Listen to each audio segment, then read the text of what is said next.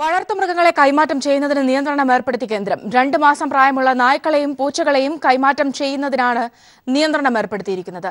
വളർത്തുമൃഗങ്ങളെ വിൽപ്പനയ്ക്കായി പ്രദർശിപ്പിക്കരുതെന്നും ഉത്തരവ്. വിവരങ്ങളുമായി എം സന്തോഷ് ചേർന്നുണ്ട്. മനു ശങ്കറാണ് വിവരങ്ങൾ നൽകുക. മനു, എങ്ങനെയാണ് വിശദാംശങ്ങൾ? സൗമ്യ, ഈ കശാപ്പിനായി കന്നുകാലികളെ വിൽക്കുന്നതിന് നിരോധനം ഏർപ്പെടുത്തിയുള്ള ഉത്തരവ് പുറപ്പെടുവിച്ചതിന് തൊട്ടു പിന്നാലെയാണ് ഇപ്പോൾ വനം പരിസ്ഥിതി മന്ത്രാലയം വളർത്തുമൃഗങ്ങളെ സൂക്ഷിക്കുന്നതിനും വിൽക്കുന്നതിനും ചില നിബന്ധനകൾ ശക്തമാക്കിക്കൊണ്ടുള്ള ഉത്തരവ് പുറപ്പെടുവിച്ചിരിക്കുന്നത്. ഇതിൽ പ്രധാനമായും ചൂണ്ടിക്കാട്ടപ്പെടുന്ന നിർദ്ദേശങ്ങൾ ഇവയെല്ലാമാണ്. 8 ആഴ്ചയിൽ താഴെ പ്രായമുള്ള ഈ നായ്ക്കളെയും പൂച്ചകളെയും വിൽക്കരുത് എന്നൊരു നിർദ്ദേശമാണ് വച്ചിട്ടുള്ളത്. കൂടാതെ ഈ മൃഗങ്ങളെയും മറ്റും വിൽക്കുന്ന കടകൾ, ഈ കട ഉടമകൾ ഈ മൃഗങ്ങളെ ആരിൽ നിന്ന് എപ്പോൾ വാങ്ങിച്ചു, എങ്ങനെ സൂക്ഷിച്ചു, ഇവയെ ആർക്ക് വിറ്റു എന്നത് സംബന്ധിച്ചുള്ള വിശദാംശങ്ങളെല്ലാം സൂക്ഷിച്ചിരിക്കണം. ഇത് കടയ്ക്ക് പുറത്ത് പ്രദർശിപ്പിക്കുകയും ചെയ്യണമെന്നൊരു നിർദ്ദേശം മുന്നോട്ട് വച്ചിട്ടുണ്ട്. ഇതുകൂടാതെ മൃഗങ്ങളെ വിൽക്കുന്ന കടകളിൽ ഉൾപ്പെടെ പൊതുസ്ഥലങ്ങളിൽ മൃഗങ്ങളെ പ്രദർശിപ്പിച്ച് വിൽക്കുന്നതിനും നിരോധനം ഏർപ്പെടുത്തിയിട്ടുണ്ട്. കൂടാതെ ഈ കടകളിലെല്ലാം പ്രത്യേകിച്ച് ചൂണ്ടിക്കാണിക്കുന്നത് ഈ സുപ്രധാനമായി ഈ പ്രജനനം നടത്തി വിൽക്കുന്ന കട ഉടമകൾ മൃഗസംരക്ഷണ ബോർഡിൽ നിന്ന് ഇതിന് അനുമതി തേടിയിരിക്കണമെന്ന നിർദ്ദേശവും മുന്നോട്ട് വയ്ക്കുന്നു. കൂടാതെ മൃഗങ്ങളെ സംരക്ഷിക്കുന്നവരും പരിപാലിക്കുന്നവരും മാനസിക ദൗർബല്യം ഇല്ലാത്തവരാണ് എന്നൊരു ഉറപ്പ് വരുത്തിയിരിക്കണം എന്നും ഇതിനുള്ള നിർദ്ദേശങ്ങൾ നടപ്പാക്കിയിരിക്കണം എന്നുകൂടിയാണ് പ്രധാനമായും ഉത്തരവിൽ ചൂണ്ടിക്കാട്ടുന്നത്. നേരത്തെ തന്നെ ഈ കന്നുകാലി കശാപ്പ് ചെയ്യുന്നതിന് നിരോധനം ഏർപ്പെടുത്തിയതിനെതിരെ വലിയ വിമർശനം ഇപ്പോൾ ഉയരുന്നതിനിടയിൽ കൂടിയാണ് വളർത്തുമൃഗങ്ങളെ വിൽക്കുന്നതിനും അതോടൊപ്പം വാങ്ങുന്നതിനും കർശനമായുള്ള നിർദ്ദേശങ്ങളും ഉത്തരവും ഇപ്പോൾ കേന്ദ്ര വനം പരിസ്ഥിതി മന്ത്രാലയം പുറപ്പെടുവിച്ചിരിക്കുന്നത്. രാജ്യത്ത് ഈ വളർത്തുമൃഗങ്ങളെ, പ്രത്യേകിച്ച് നായ്ക്കളെയും പൂച്ചകളുടെയും വിൽപ്പന ഏറ്റവും അധികം ഉള്ള രാജ്യങ്ങളിൽ ഒന്നുകൂടിയാണ് ഇന്ത്യ. ഇതിനു പിന്നാലെയാണ് ഈ നിബന്ധനകൾ ശക്തമാക്കിക്കൊണ്ടുള്ള ഉത്തരവ് കേന്ദ്ര വനം പരിസ്ഥിതി മന്ത്രാലയം പുറപ്പെടുവിച്ചിരിക്കുന്നത്.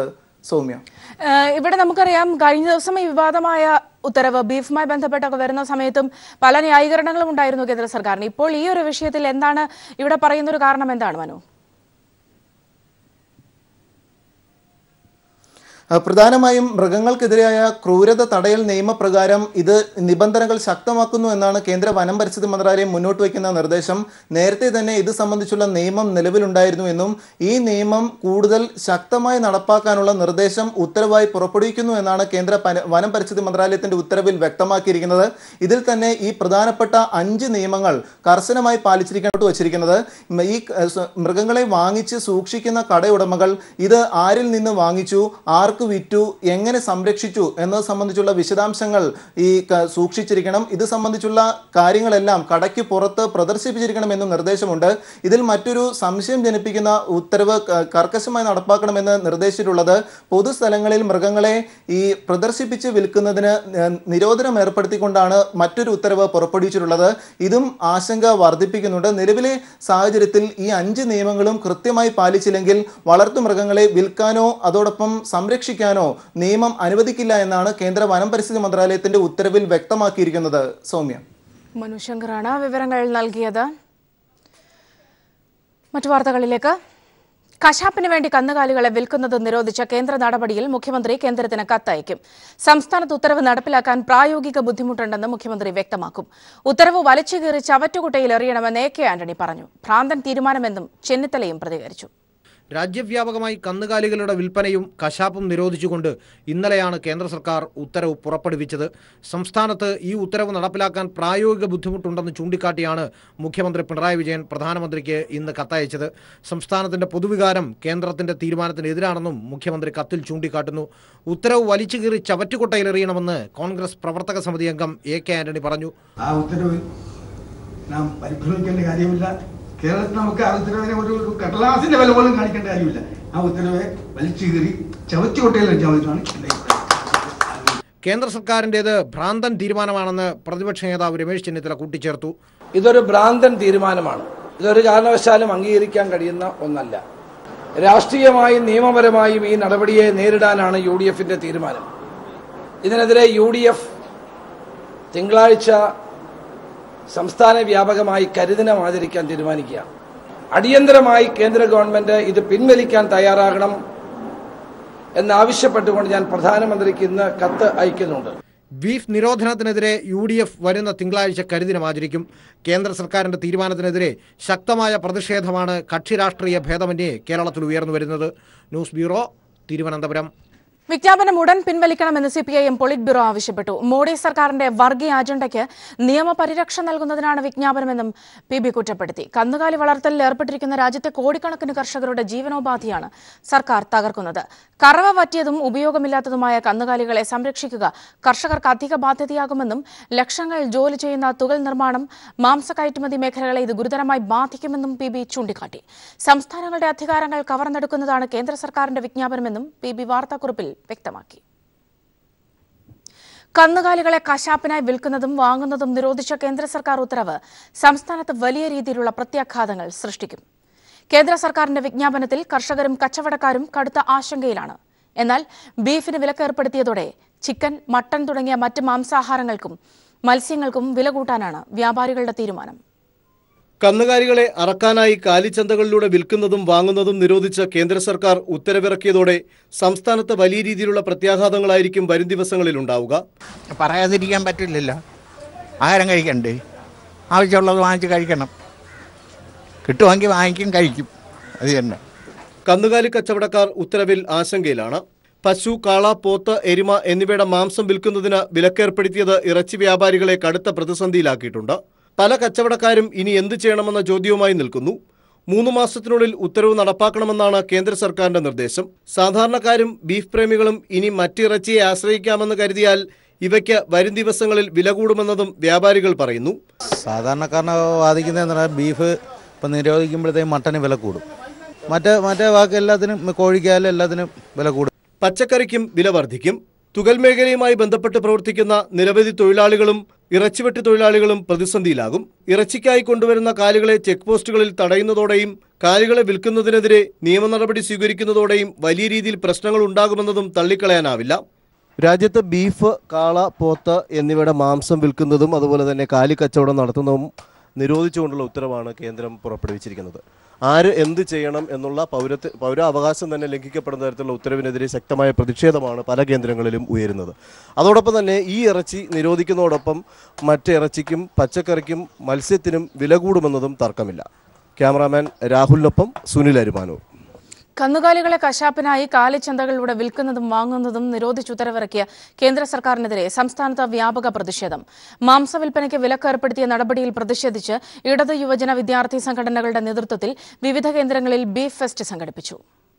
കന്നുകാലി ചന്തയ്ക്ക് കൂച്ചുവിലങ്ങിട്ട കേന്ദ്ര സർക്കാരിന്റെ നടപടിക്കെതിരെ സംസ്ഥാനത്ത് വ്യാപക പ്രതിഷേധമാണ് ഉയർന്നിരിക്കുന്നത്.